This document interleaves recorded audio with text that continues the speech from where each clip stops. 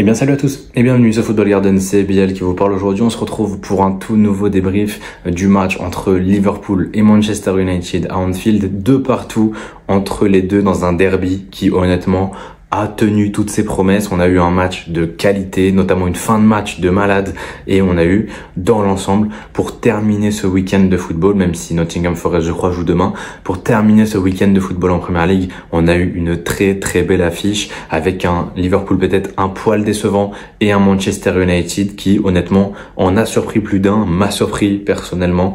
Voilà, je m'attendais pas à un tel niveau de Manchester United aujourd'hui, mais voilà, ça fait plaisir à voir.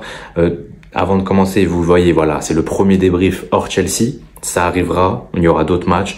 Dès que je regarderai un match, probablement que je ferai un débrief dans la foulée. Donc ça peut être de n'importe quel championnat.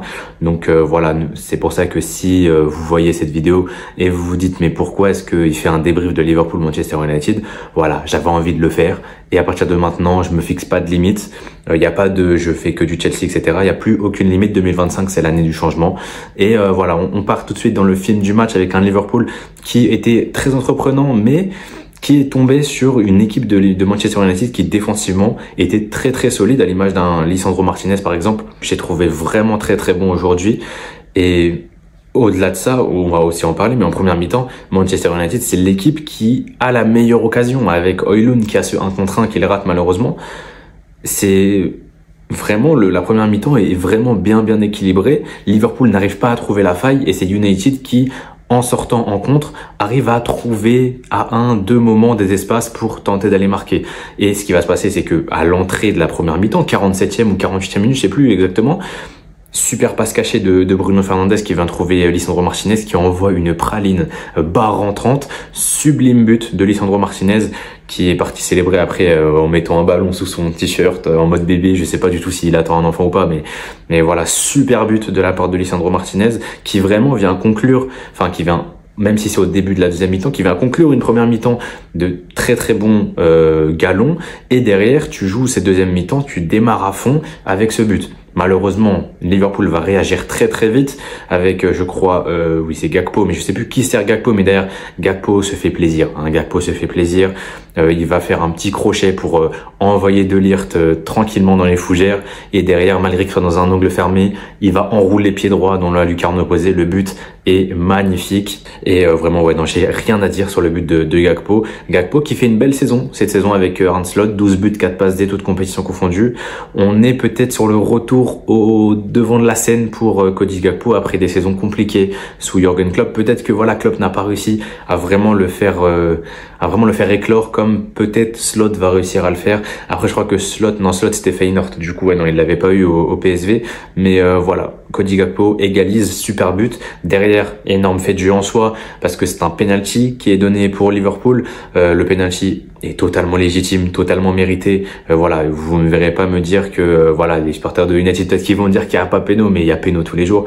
Voilà, simplement si on est honnête avec nous-mêmes, et c'est vrai que je regardais le match avec Walid, donc en tant que mancunien, il était pas très honnête, mais quand tu es en pleine course, bah forcément à la limite t'as la main qui est comme ça. Vas-y, t'es en pleine course, ta main elle est comme ça, elle tape ta main.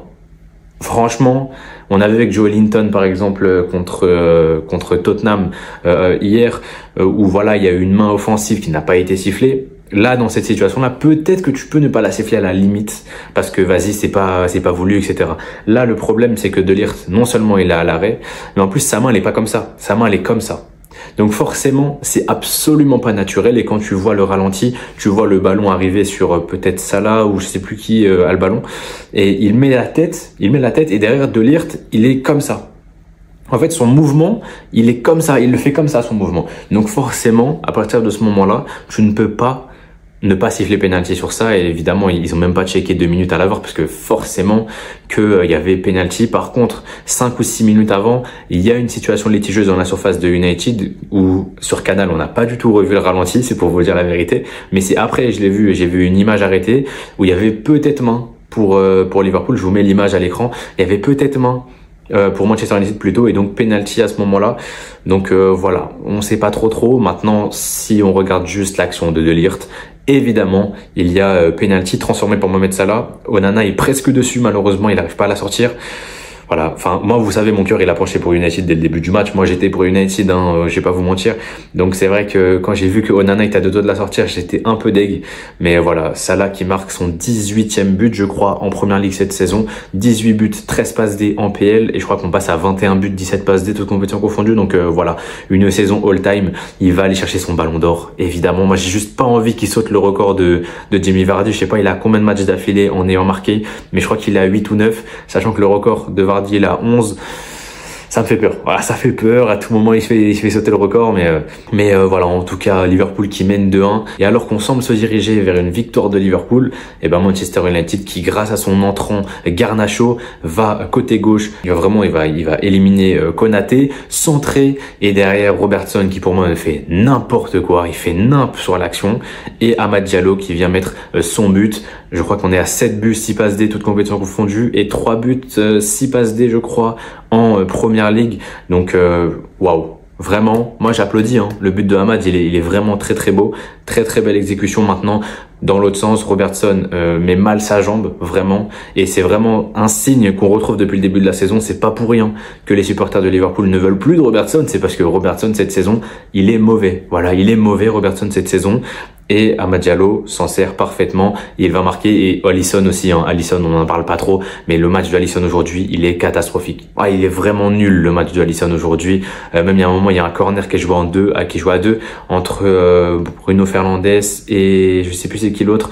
Mais bref, c'est Bruno qui est du coup à l'entrée de la surface, mais côté poteau de corner. Hein. Donc il est vraiment à l'extérieur, vraiment. Il frappe de loin et Alisson, il n'arrive même pas à la capter. Non, moi je suis désolé, le match aujourd'hui de Alisson, il est très très mauvais. Donc voilà, Manchester United qui fait 2-2 et en toute fin de match, on a cette action.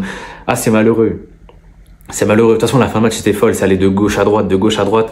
Il y a eu l'action de Conor Bradley qui élimine Bruno Fernandes d'un grand pont. D'ailleurs, il est pas loin de marquer. Mais la dernière action, oh là là là là, c'est tellement dommage. Amad Diallo qui est parfaitement servi par Zirkzee qui va la donner. Non, c'est l'inverse. Amad Diallo qui sert Zirkzee. Zirkzee qui la met en retrait sur Harry Maguire. Harry Maguire qui était là, on ne sait pas pourquoi, en position de numéro 9. Et malheureusement, il y a un rebond avant. Je crois que la passe de Zirkzee, elle est pas très réglementaire.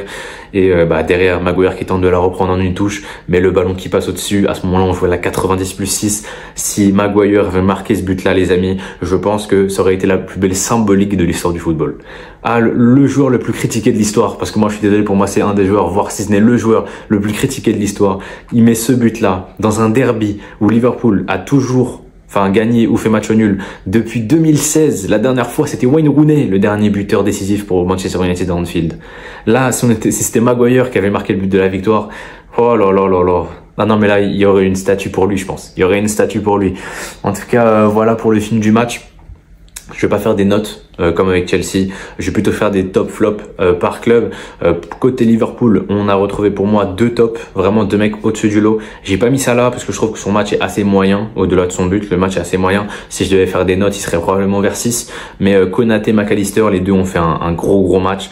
Défensivement, Konaté, il revient de blessure. Hein. Konaté revient de blessure, il a été monstrueux aujourd'hui, et McAllister passeur décisif en plus, je crois, sur le premier but de Gakpo. Je crois que c'est lui qui fait la passe D. Donc super match des deux. Les deux, ils ont vraiment fait un gros boulot. Gakpo, mention honorable. Son match est un peu poubelle, on va pas se mentir, mais son but est vraiment splendide. Donc voilà, c'est pour ça que ça remonte un petit peu son truc. Mais voilà, j'ai pas trop aimé l'entrée de Darwin Núñez qui a pas servi à grand chose honnêtement. Diogo Jota, pareil, son apport a pas été incroyable. J'essaie de me rappeler des autres joueurs qui étaient rentrés. Conor Bradley, ça va, je trouve que Conor Bradley a fait une belle entrée. Trent a vraiment fait un match pas ouf. Je l'ai pas mis dans mes flops et on va y revenir tout de suite, mais j'ai trouvé le match plutôt moyen de Trent, surtout comparé à ce qu'on voit ces derniers matchs de lui. Voilà, dans les flops, j'ai mis Robertson, Alisson, j'en ai parlé il y a 5 minutes. Le duo de malfaiteurs, ces deux-là, ils ont vraiment ruiné le match de Liverpool. Parce que je vous ai pas montré les stats, excusez-moi, mais les stats, je vous les affiche. 19 tirs à 13, 2,87 XG à 0,99 Liverpool, qui a fait le boulot offensivement, mais défensivement 0,99 XG, tu prends 2 buts. Tu prends 2 buts sur même pas 1 XG. Et sur les 2 frappes là, Amad Diallo, vas-y, à la limite, c'est peut-être pas mal d'XG, peut-être un petit 0,20. Mais la frappe de Lisandro Martinez, c'est un 0,06, peut-être 0,08 maximum, je pense. Il est excentré comme ça. Non, vraiment, c'est impossible sur un gros XG. Et le duo Robertson-Alisson, il a tué Liverpool aujourd'hui. Voilà, il a tué Liverpool.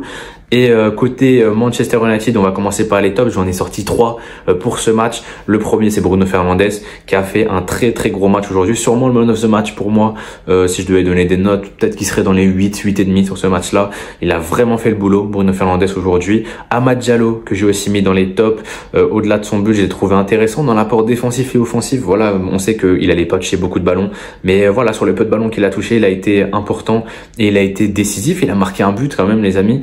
Voilà, il a marqué contre City, il a marqué contre Liverpool.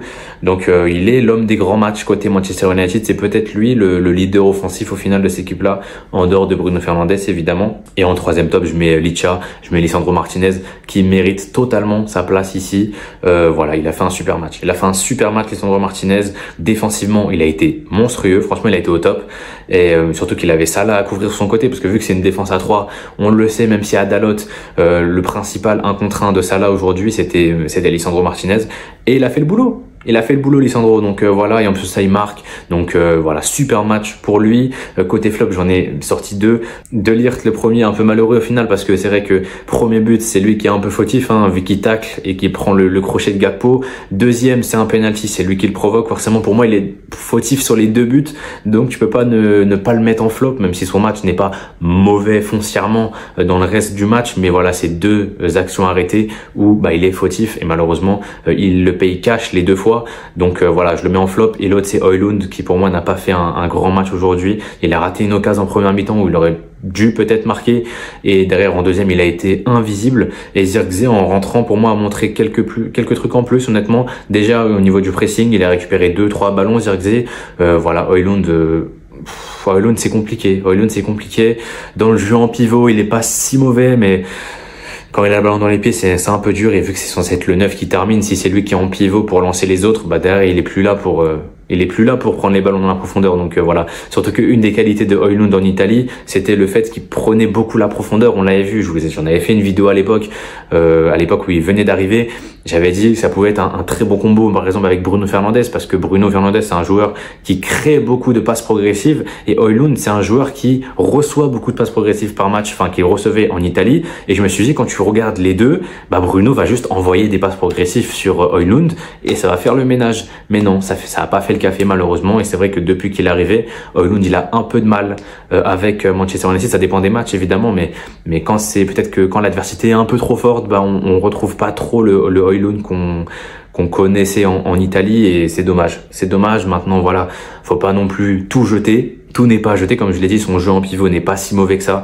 Et voilà, si je devais donner une note, il serait peut-être dans les 4,5 à la limite. Mais voilà, c'est pas non plus un match catastrophique, comme l'a pu le faire par exemple le bon vieux Robertson ou le bon vieux Alisson, qui pour moi les deux là dépassent pas 3 sur 10 aujourd'hui.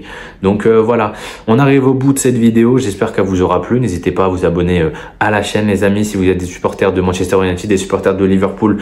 Venez nous rejoindre sur la chaîne, ça fait plaisir. Je sais que voilà, il y a beaucoup de supporters de Chelsea, mais c'est le moment de venir les gars. N'ayez pas peur. N'ayez pas peur, même si vous êtes tout seul, que vous êtes la seule personne à envoyer un commentaire, je vous répondrai, donc il n'y a aucun problème. Donc voilà, on se retrouve peut-être bientôt, je sais pas vraiment quand, j'ai pas fait de planning spécifique. Je sais que là il y a plus trop de matchs de PL jusqu'au 15 je crois, donc on est plutôt bien vis-à-vis de ça. Il y a peut-être la Coupe d'Europe qui revient, il y a la Coupe de l'Angleterre, la FA Cup aussi qui arrive, donc voilà, on aura des matchs à parler. On va aussi parler, je vous en ai déjà parlé, je sais plus si je vous l'ai dit sur les débriefs d'hier de Chelsea, mais voilà, on va parler de Nottingham Forest. Probablement mardi, mercredi, je sais pas trop encore, vu que je serai en pleine semaine de partiel. Faudrait que je trouve le bon moment pour pouvoir tourner la vidéo. Mais voilà, on en reparlera. Et voilà, moi je vous laisse là-dessus. C'était Bilal, portez-vous bien et la paix sur vous.